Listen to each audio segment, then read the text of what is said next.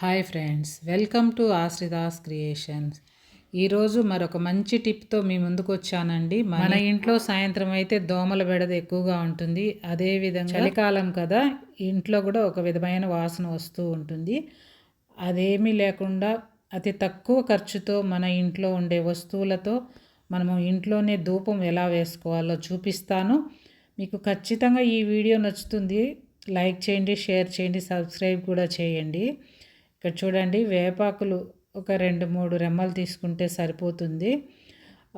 దీనికోసం మనము బయట ఎక్కడో వెతకాల్సిన పని లేదు. మన చుట్టుపక్కలే వేప చెట్లు ఎక్కువగా ఉంటాయి. వాటి నుంచి తెచ్చిపెట్టుకుంటే సరిపోతుంది. ఎండిన వేపాకులైనా పర్వాలేదు, పచ్చివైనా పర్వాలేదు.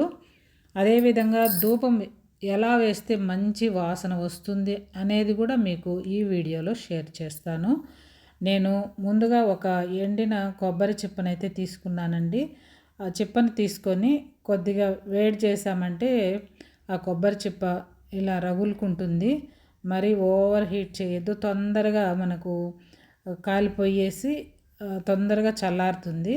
కొద్దిగా అది రగులుకుంటూనే తీసేసి పక్కన మనము ప్లేట్లోకి కానీ అలా పెట్టుకునేసామంటే చాలాసేపు అగ్గి ఉంటుంది. దాంట్లో మనం ఏం వేయాలనుకుంటే అవన్నీ వేసి ఇల్లంతా కూడా ఈ ధూపాన్ని చూపించవచ్చు.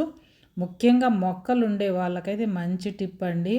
మొక్కలు ఉంటే అక్కడ దోమలు అయితే బాగానే ఉంటాయి. సాయంత్రం పూట ఇలా మనము ధూపం వేసామనుకోండి, ఈ వేపాకు స్మెల్కి దోమలు పారిపోతాయి.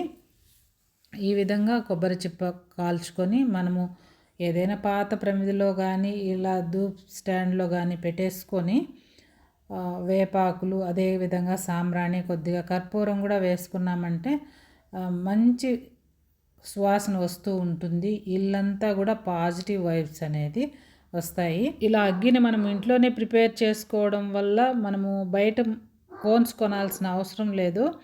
అది పడేసే కొబ్బరి చిప్పలతో మన ఇంట్లో కనీసం వారానికి 1-2 సార్లు మనము కొబ్బరికాయ కొడుతూ ఉంటాం కదా. కొబ్బరి చిప్పలన్నీ మనము స్టోర్ చేసి పెట్టుకున్నామంటే ఈ విధంగా అగ్గినైతే ప్రిపేర్ చేసుకోవచ్చు. న్యాచురల్ కదండి, ఎలాంటి కెమికల్ లేదు ఈ అగ్గిలో.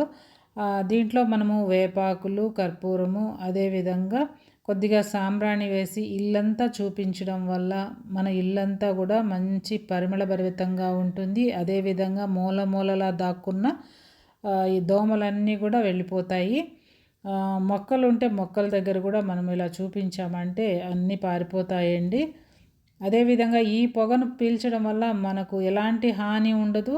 మన ఆరోగ్యానికి కూడా మంచిదే కదా వేపాకులు, అదేవిధంగా కర్పూరము. ముఖ్యంగా చలికాలంలో కొంతమందికి ఆస్మా లాంటిది ఉంటుంది కదా, అలాంటి వాళ్ళు కూడా ఈ పొగను పీల్చడం వల్ల మంచిగానే ఉంటుందండి. ఈ విధంగా ఇల్లంతా తిప్పిన తర్వాత ఎక్కడైనా ఒక చోట పెట్టేసి మనము ఈ వేపాకులు, అదేవిధంగా మన ఇంట్లో ఈ వెల్లుల్లి పొట్టు వస్తుంది కదా, దాన్ని కూడా వేసుకున్నామంటే చాలా మంచిదండి. చాలామందికి తెలిసే ఉంటుంది. చిన్నపిల్లలకి తలస్నానం చేస్తూనే అగ్గిలో ఈ వెల్లుల్లి పొట్టు, పసుపు వేసి, ఎందుకంటే చిన్నపిల్లల్లో జలుబు చేయకుండాను, అదేవిధంగా జుట్టు తొందరగా ఆరడానికి ఈ విధంగా చేస్తారు. చిన్నపిల్లలకే వేస్తారంటే ఎంత ఔషధ గుణాలు ఉన్నాయో మనము ఆలోచించుకోవచ్చు. మన పెద్దవాళ్ళు ఏం చేసినా కూడా అది ఒక మంచి మెడిసినల్ వాల్యూ ఉండే వాటిని మాత్రమే యూజ్ చేస్తారండి. ఈ విధంగా మనము ఒక చోట పెట్టేసామనుకోండి, ఆ పొగ వస్తూ ఉంటుంది. ఇల్లంతా కూడా మంచిగా చాలా సువాసన భరితంగా ఉంటుంది. అదేవిధంగా దోమలు, అదేవిధంగా ఫ్రూట్ ఫ్లైస్ ఉన్నా కూడా వెళ్ళిపోతాయండి. నేను ఇందాక కొబ్బరి చిప్పను కాల్చాను కదా, అది ఎక్కువ కాలింది. అలా కాకుండా కొద్దిగా కాలుతూనే మనము పక్కన పెట్టేసుకున్నాం అనుకోండి, ఎక్కువసేపు అగ్గి ఆరిపోకుండా ఉంటుందండి. అందుకని రెండో కొబ్బరి చిప్ప కూడా మీకు వెలిగించి చూపించాను, అంతే, ఇంకేం లేదు. అదేవిధంగా ఇక్కడ మనము ధూప్ స్టిక్స్ తెచ్చుకొని వెలిగిస్తూ ఉంటాం కదా, ఆ ధూప్ స్టిక్ కాస్ట్ వచ్చి కొద్దిగా ఎక్కువగా ఉంటుంది. ఇక్కడ మనం ఇందాక చూపించింది సాంబ్రాణి 40 రూపీస్. ఇవి ఒక్కొక్కటి 72 రూపాయలు, 76 రూపాయలు, కంపెనీని బట్టి ఈ ధూప్ స్టిక్స్ అనేది ఉంటాయి. ఒక్కొక్కటి 6 రూపాయలు, 6.5 రూపాయలు అలా పడుతుంది. మనము ధూప్ స్టిక్స్ డైరెక్ట్గా వెలిగిస్తూ ఉంటాం కదా, కోన్తో సహా. అలా వెలిగించడం వల్ల ఆ స్మెల్ అనేది అంత మంచి ఎఫెక్టివ్గా ఉండదు. అంటే బొగ్గు సాంబ్రాణి రెండు కలిపి అలా వస్తుంది. అలా చేయకుండా మనము ముందుగా అయితే ఓన్లీ కోన్ అయితే వెలిగించుకోవాలండి. దానికోసం కొద్దిగా కర్పూరం వేసి వెలిగించేస్తే చక్కగా తొందరగా అగ్గిగా మారిపోతుంది. దీపానికి పెట్టి వెలిగిస్తూ ఉంటాం కదా, అలా కాకుండా ఈ విధంగా మనము కర్పూరం వేసి వెలిగించేసామంటే నీట్గా ఫాస్ట్గా అగ్గిలాగా వచ్చేస్తుంది కోను.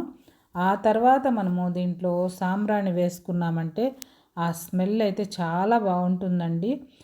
రెండు కలిపి వెలిగించామంటే అంత మంచిగా అనిపించదు. ఈ విధంగా అయితే ఈసారి మీరు ధూప్ స్టిక్ వెలిగించేటప్పుడు వెలిగించండి, మీకే డిఫరెన్స్ అనేది తెలుస్తుంది. నేను ఇందాక మీకు సాంబ్రాణి ధూప్ స్టిక్ ప్యాకెట్స్ ఎందుకు చూపించానంటే, మనము ఈ విధంగా కొబ్బరి చిప్పలను ఎత్తిపెట్టుకొని కాల్చి వాటిపైన సాంబ్రాణి వేసుకున్నామంటే అతి తక్కువ ఖర్చుతోనే మనము ప్రతిరోజు కూడా ఇంట్లో సాంబ్రాణి వేసుకోవచ్చండి.